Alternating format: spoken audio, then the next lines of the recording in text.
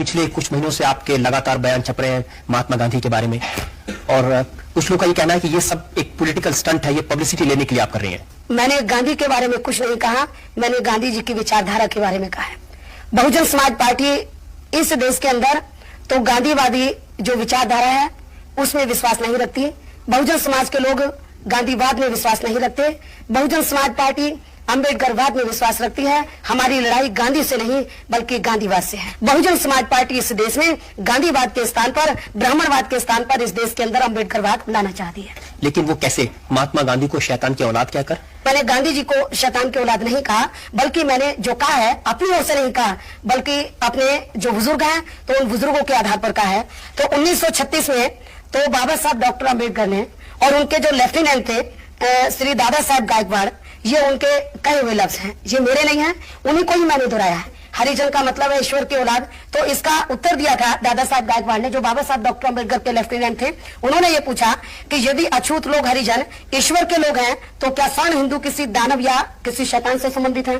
ये मैंने नहीं कहा था, हमारे बुजुर्गों ने कहा था, उसी के आधार पर मैंने कहा था। मायावती जी, जब गांधी जी से पूछा गया था कि आपने अछूतों को हरिजन कहना क्यों स्वीकार किया, शायद आपने महात्मा गांधी की आत्मकथा पढ़ी होगी, आपने पढ़ी उनकी आत्मकथा? मैंने गांधीवाद को भी पढ़ा है, मैंने अम्बेडकरवाद को भी पढ़ा। आपको मालूम है ये हरिजन शब्द कैसे आया था? वर्ण व्यवस्था के आधार के ऊपर 4 वर्ण बनाए गए, ब्राह्मण, बनिया, क्षत्रिय और शूद्र।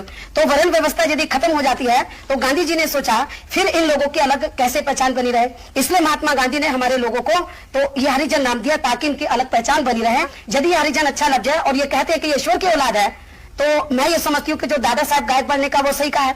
और यदि ये अच्छा लग जाए तो गांधी जी के मुताबिक क्या दूसरे सवर्ण जो समाज के लोग थे तो क्या वो ईश्वर के लोग नहीं है? और हरिजन में अच्छा लगता तो गांधी जी ने अपने नाम के आगे क्यों नहीं लगाया था, या उनके चेलों ने अपने नाम के आगे क्यों नहीं लगाया था? बल्कि गांधी जी वर्ण व्यवस्था में विश्वास रखते थे। हमारे लोगों की अलग पहचान बनाने के लिए उन्होंने समाज को 2 हिस्सों में बांटा, एक हरिजन और दूसरा दुर्जन। उसके हिसाब से तो दूसरा दुर्जन ही हो गया ऐसा। और गांधी जी कहते थे मैं हरिजन हूं।